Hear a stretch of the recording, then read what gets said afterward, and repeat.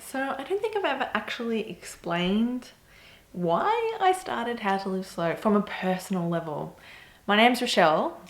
This is How to Live Slow, and it's my channel. It's dedicated to finding an antidote to the overwhelm that comes from being a modern mum. And if you're anything like me, you want to be more present with the kids and you work from home or you have a job and you just feel overrun with all the things. So when I was a teenager, I started getting these awful migraines. I don't know where they came from, but people said that they were like growing migraines or whatever, but they weren't. They were stress migraines. It took me a long time to realize. I got to the point where when I was about 22, my boss said to me, if you have any more time off because you've got a migraine, then you're going to not have a job to take time off from anymore. So you need to sort it out. So I really did have these really awful migraines that would last, probably I had them once a week, to be honest, maybe a little bit less, but they would last a couple of days. I would be vomiting, I would be bedbound, I would be in so much pain, and I was addicted to Nurofen Plus, and just my gut health was destroyed. I just was not in a very good place. I'm on top of it now, and I can safely say that even when I do get a migraine, I still sometimes do have a spew.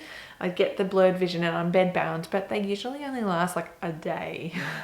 And I can really pinpoint them to a time, a reason, and there'll be like a few things, like say if my diary is too full and I'm feeling really overwhelmed about how I'm going to get everything done that I'm supposed to do that day. Maybe I'm feeling a bit anxious because there's a lot of social stuff coming up in a day and I hate that rushed feeling. When these days occur and I have to cancel appointments and meetings or catch-ups because I'm just feeling disgusting and I can't actually stand upright, because I've had to do that so many times, I'm very much more mindful about what I say yes to. And the fact that I've been feeling, mostly I do get headaches still, and I'm not going to lie, I do get some bad migraines, but they are much less severe and much less often.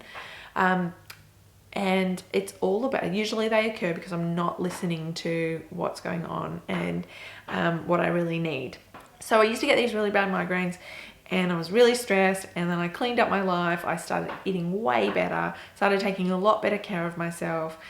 I left a really toxic relationship, and then suddenly things clicked into place. I met my husband and everything just flowed really nicely. We have a really great relationship, and I started feeling happier and more balanced and more chilled. I felt comfortable at home. I had a massive amount of anxiety, even just about being at home. And sometimes I still struggle with that. And that is where the next layer of the onion comes, of feeling comfortable just being at home and not doing much, because I've always had this like gotta do, gotta get away from those thoughts and feelings that make me feel uncomfortable. So I've got to rush and push and be doing, and that's not healthy for anyone, least of all my kids, because my kids are very, as all kids are, they're very in the moment. And then there's that other layer of just feeling like I need to provide the ultimate experience. Every day needs to be filled because we have to live the day and seize it. But actually seizing the day sometimes just means staying at home, playing in the mud at home, cooking a yummy, delicious meal, hanging out, baking, doing painting, making stuff, and just being together. Some of those days are the most precious days, and that is something that it's taken me a while to realize, that we don't have to be rushing around doing to have a really fulfilling life. I don't know where this, well, actually I do know where this busy feeling has come from, and it's all about kind of like escaping, like not wanting to be in the present moment, because the present moment can often be painful.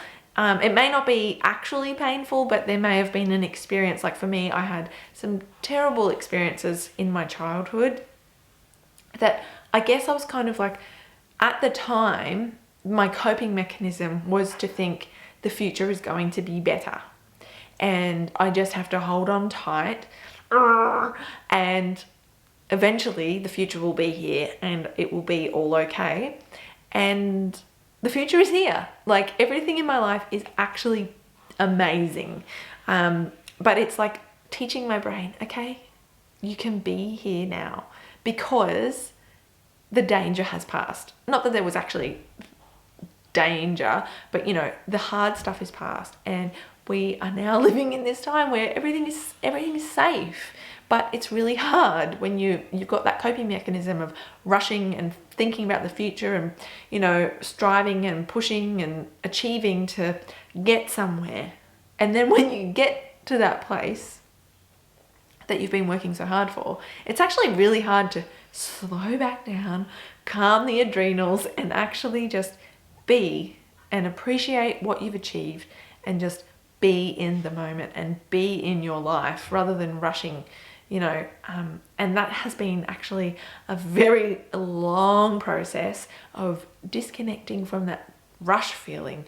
And I can tell you that when I was 30, I'm 34 now, but when I was like 29, 30, things were going really great.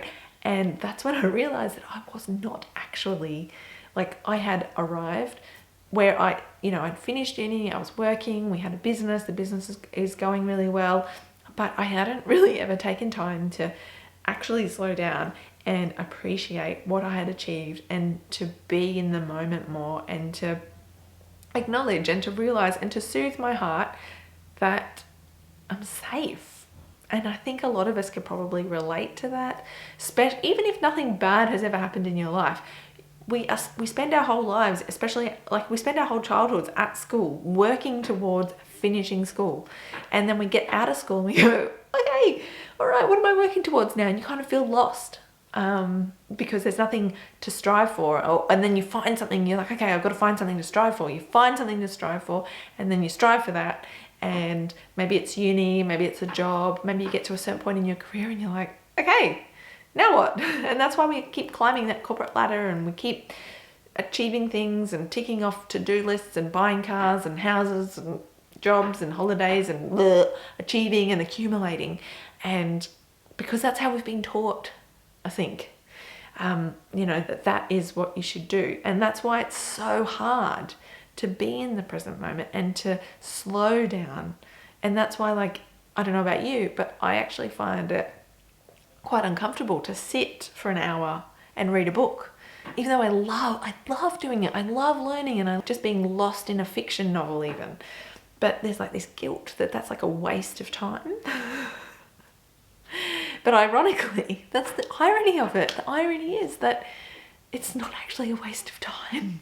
It's actually the best use of time. It shows that you are, you know, it shows that you've made it. You've got that time. You're here. You don't have to spend all weekend running around, you know. Yeah. It's okay. You can read a book and not feel guilty. You can do a puzzle. You can hang out. You can cook. Like, when you live slow, you don't need to rely as much on convenience. Convenience food. Convenience shops. Like, you can take your time. And, you know, sometimes you can go without and you can make do. And, you know, you can know that you're safe. And that is ultimately what it is. That is what slow living is knowing that you are safe. There's nothing that you need to achieve to prove that you're more worthy or that you deserve a holiday. You can take mini holidays every single day. You don't have to have a full diary to be worthwhile. And that's what I'm getting at. And maybe it's not migraines for you. It's migraines for me, but maybe it's a recurring illness. You know, maybe it's burnout. Maybe it's like this feeling that you don't like your job and changing your job and feeling, you know, anxious and overwhelmed and unsatisfied and self-sabotaging and procrastinating and feeling stressed. All of that can be overcome by living slow. And that is what this season is going to explore. So let me know your thoughts. Let me know what struggles you have in the comments and I will make a video addressing it. I would love to actually talk a lot more about this. If you're into learning how to live slow, how to change your habits and how to design a lifestyle that suits you, click subscribe. I would love to have you. My name's Rochelle. This is How to Live Slow, and I appreciate you spending your precious time with me today. New videos every Sunday, hopefully, or at least for the next 10 weeks. This is season 2, and I can't wait to share more. I will see you next week.